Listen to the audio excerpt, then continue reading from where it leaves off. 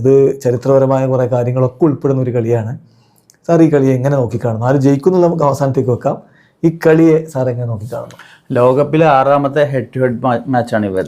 ലോകകപ്പിൽ വരികയാണെന്നെങ്കിൽ 2 കളികൾ മാത്രമാണ് അർജന്റീനക്ക് ജയിക്കാൻ പറ്റിയിട്ടുള്ളത്. അതായത് ഒന്ന് 1986 മറഡോണ 2 ഗോൾ അടിച്ച കളിയിലും, പിന്നെ അതിനുശേഷം നടന്നിട്ടുള്ളത് ജയിച്ചത് പെനാൽറ്റി ഷൂട്ടൗട്ടിലൂടെയാണ് 1998. അപ്പൊ ഇവർ തമ്മിൽ നടന്ന മത്സരങ്ങളൊക്കെ എന്ന് പറയുന്ന ഒരുപാട് എപ്പോഴും നമ്മളൊരു ഹിസ്റ്റോറിക് ആയിട്ടുള്ള ഒരു പ്രാധാന്യ സിഗ്നിഫിക്കൻസ് ഇതുമായി ബന്ധപ്പെട്ട്, കാരണം ഫോക്ലാൻഡ് വാറുമായി ബന്ധപ്പെട്ടത്.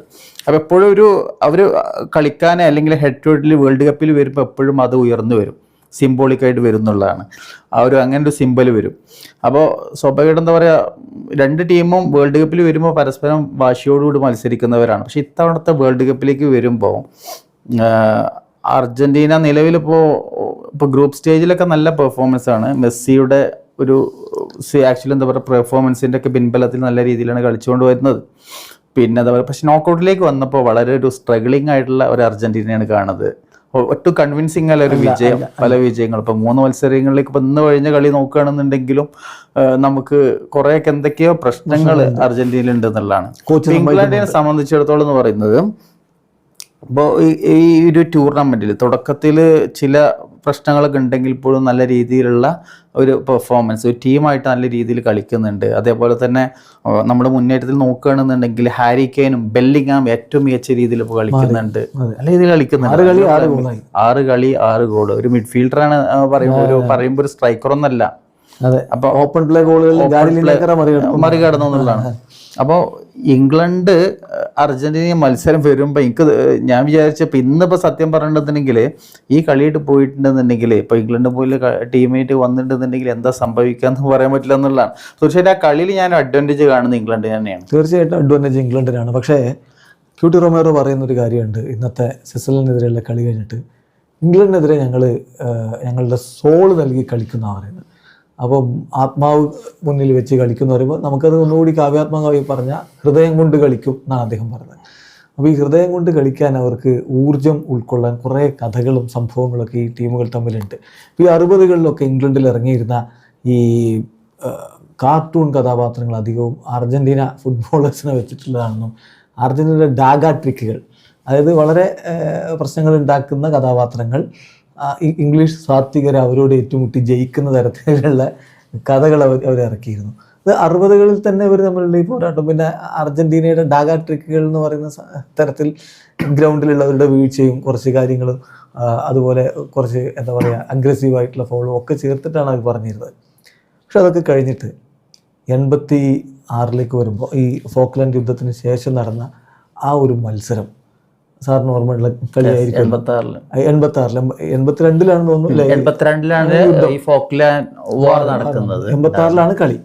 ആ കളി ഇപ്പോൾ നമ്മുടെ മറഡോണയുടെ കൈകൊണ്ടുള്ള ഗോള്, പിന്നെ നൂറ്റാണ്ടിൻ്റെ ഗോള്, 2 വ്യത്യസ്തമായിട്ടുള്ള വൈരുദ്ധ്യങ്ങളാണ് ആ കളി.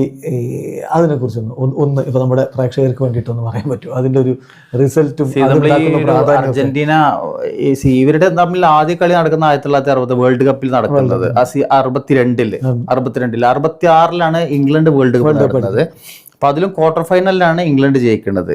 പിന്നെ വരുന്നത് 86-ലാണ്, അതായത് 1982 ഫോക്ലാൻഡ് വാർ നടന്നിട്ടുള്ള അതിന് ശേഷമുള്ള ഒരു വളരെ ഹിസ്റ്റോറിക്കലി ഇമ്പോർട്ടൻ്റ് ആയിട്ടുള്ള ഒരു ടൈമിൽ, ആ ടൈമിലാണ് നടക്കുന്നത് ഈ കളി. അപ്പോൾ സ്വാഭാവികമായിട്ടും എന്താ പറയുക, 2 ടീമും നമുക്കിപ്പോൾ ഈ പറയുന്ന പോലെ തന്നെ എന്താ പറയുക, അത് ഭയങ്കര ഒരു വാർ എന്ന രീതിയിൽ നമുക്ക് അങ്ങനെ പറയാൻ പറ്റില്ലെങ്കിൽ കൂടി, പക്ഷെ എന്നാലും നമ്മൾ 2 ടീമുകൾ വരുമ്പോൾ സ്വാഭാവികമായിട്ട് അതുമായി ബന്ധപ്പെട്ട് ഒരു മീഡിയ അറ്റൻഷൻ ഇങ്ങനത്തെ കാര്യങ്ങളൊക്കെ തീർച്ചയായിട്ടും ഉണ്ടായി എന്നുള്ളതാണ്. അപ്പോൾ കളിയിൽ നമുക്കറിയാം, ഇപ്പോൾ എന്താ പറയുക 1986 ഏതാണ്ട് ഒറ്റക്കാണ് മറഡോണ ആ ഒരു മത്സരം വിജയിപ്പിച്ചിട്ടുണ്ടായിരുന്നത്. ക്വാർട്ടർ ഫൈനൽ നോക്കൗട്ട് സ്റ്റേജാണ്. പിന്നെ എന്താ പറയുക, അപ്പോൾ ആദ്യത്തെ കളിയിൽ ദൈവത്തിൻ്റെ കൈകൊണ്ടുള്ള ഒരു ഗോളും പിന്നെ രണ്ടാമത്തെന്ന് പറയുന്ന നൂറ്റാണ്ടിൻ്റെ ഗോളും എന്ന രീതിയിൽ. അപ്പോൾ ഏതാണ്ട് ഒറ്റയ്ക്ക് ആക്ച്വലി എന്താ പറയുക, ഒരു അർജന്റീനയെ കൊണ്ടുപോയിട്ടുള്ള ആക്ച്വലി ഫൈനലിലേക്ക് എത്തിച്ച അല്ലെങ്കിൽ കപ്പ് കിരീടധാരണം അർജന്റീനക്ക് രണ്ടാമത്തെ കിരീടധാരണം നൽകിയിട്ടുള്ള ഒരു ടൂർണമെൻറ്റാണ് മെക്സിക്കോ 1986 വേൾഡ് കപ്പ്. അപ്പൊ ഈ ഒരു ഫോക്ലാൻഡ് വാറുമായി ബന്ധപ്പെട്ട ഇത് ആക്ച്വലി പിന്നീട് വന്ന കളികളിലൊക്കെ എപ്പോഴും വരാറുണ്ട്. അതിനുശേഷം വന്ന 1998 വേൾഡ് കപ്പ്, 2002, 2002 ഇതിലേക്കൊക്കെ വരുമ്പോൾ അത് ഉയർന്നു വരും.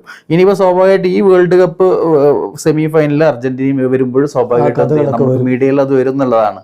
അപ്പോൾ ഈ 86 നമുക്ക് അതിലേക്ക് തന്നെ വരാം. അത് മറഡോണ രണ്ടാമത്തെ ഗോള് അത് നൂറ്റാണ്ടിൻ്റെ ഗോളാണ്, സംശയമില്ല. അങ്ങനെ അവരുടെ ഡിഫൻഡർമാർ ഓരോരുത്തരെ ഇങ്ങനെ മറികടന്ന് പോയിട്ട് പന്ത് വലയിലേക്ക് ഇന്നും അതിൻ്റെ റീപ്ലേ കാണുമ്പോൾ ഈ മനുഷ്യൻ എന്താണ് ചെയ്യുന്നത് തോന്നിപ്പോകും. പക്ഷേ ആ ഫസ്റ്റ് ഗോള് കൈ കൊണ്ടടിച്ച ഗോളാണ് ആദ്യം പറഞ്ഞതെന്ന് തോന്നുന്നുണ്ട്, അല്ലേ? ആദ്യം വന്ന ഗോളാണല്ലോ.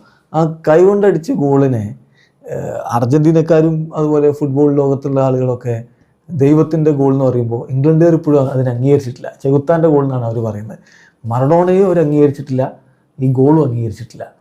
ആ ഗോള് ഇന്നാണെങ്കിൽ സംഭവിക്കില്ല എന്നാണ് ഞാൻ വിചാരിക്കുന്നത്. വാറും കാര്യങ്ങളൊക്കെ ഉണ്ടാകുമ്പോൾ മറഡോണയുടെ എന്ത് തരത്തിലുള്ളൊരു മാനസികാവസ്ഥ എന്നായിരിക്കും ആ ഗോള് കൈകൊണ്ട് അടിച്ചിട്ട് അത് ആഘോഷിക്കുകയും ചെയ്തു അദ്ദേഹം. മറഡോണ നമ്മുടെ ഫിസിക് നമുക്കറിയാം, പൊതുവെ ഉയരം കുറഞ്ഞ ഡോർഫാണ് ആക്ച്വലി, ആ രീതിയിലുള്ള ഒരു പ്ലെയർ ആണ്. പക്ഷെ സ്റ്റിൽ മൂപ്പരുടെ ആ ഒരു ഗ്രാവിറ്റിയെ ഡിവൈ ചെയ്യുന്ന രീതിയിലാണ് മൂപ്പരുടെ കളി രീതി എന്ന് പറഞ്ഞാൽ. അപ്പോൾ അതുകൊണ്ട് തന്നെ മൂപ്പരുടെ ഫിസിക് അങ്ങനെ ആയതുകൊണ്ട് രീതിയിൽ തന്നെ ഡ്രിബിൾ ചെയ്തിട്ടൊക്കെ പോകാനൊക്കെ കഴിയുന്ന രീതിയിലുള്ള ഒരു കളി ശൈലിയായിരുന്നു എന്നുള്ളതാണ്.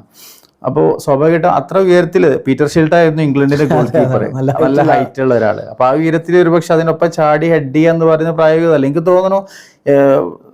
മറഡോണ ഇങ്ങനെയുള്ള കളി ആക്ച്വലി എന്താ പറയുക, ഫുട്ബോൾ കാലുകൊണ്ട് കളിക്കേണ്ട കൂടെ തന്നെ ഇതേ രീതിയിലുള്ള സംഭവങ്ങളൊക്കെ ഒരു പക്ഷേ കളിയിൽ ചിലപ്പോൾ ആവശ്യമുള്ളത് ഇതിനിടയ്ക്ക് ചിലപ്പോൾ ഉപയോഗിക്കാന്നുള്ള രീതിയിലൊക്കെ പരിശീലിച്ചിട്ടുണ്ടാവും. ചെയ്യാൻ വേണ്ടിയിട്ടല്ല എന്നുള്ളതല്ല ഞാൻ പറഞ്ഞത്.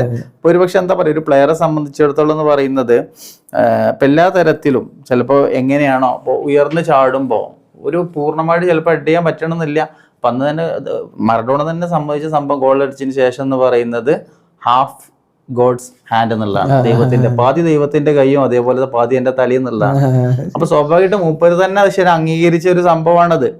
അപ്പോൾ അതിൽ നമുക്കൊന്നും ശരിക്കും കളിയിൽ നമുക്ക് വ്യക്തമായിട്ട് കാണാൻ പറ്റില്ല കൈകൊണ്ടാണോ എന്നുള്ളത്. അപ്പൊ അതുകൊണ്ടാണ് ഒറ്റയടിക്ക് റഫറിക്ക് പോലെ കളിയിൽ കാണാൻ പറ്റിയിട്ടുണ്ടായിരുന്നില്ല എന്നുള്ളതാണ്. അന്നത്തെ റഫറിക്കും അത് വലിയ രൂപത്തിൽ പിന്നീട് നെഗറ്റീവ് അടിച്ച ഒരു സംഭവം കൂടിയാണ്.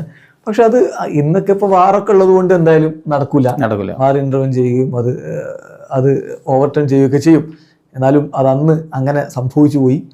അത് ഒരിക്കലും പകയടങ്ങാതെ ഇംഗ്ലണ്ടിൻ്റെ മനസ്സിലുണ്ട്. 98 വേൾഡ് കപ്പ് വരുന്നു, ഇംഗ്ലണ്ടും അർജന്റീനയും തമ്മിൽ ഏറ്റുമുട്ടുന്നു, ഒരുപാട് സംഭവങ്ങളുണ്ടായി.